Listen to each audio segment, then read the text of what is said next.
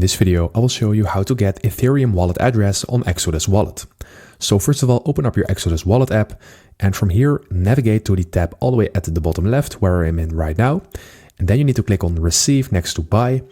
And once you do that, go ahead and click on the search bar at the top and then type in Ethereum.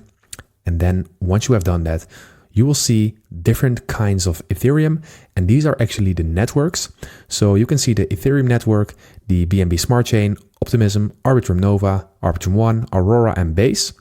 And you also have Ethereum Classic and some other Ethereum-like assets.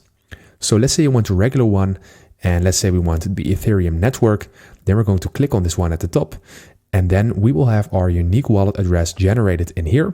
And we can easily copy this to our clipboard by clicking on this icon. So that is how you do it. As I already said, you can also select the different networks, and these are really important when you are transferring Ethereum. Always make sure that you match the networks.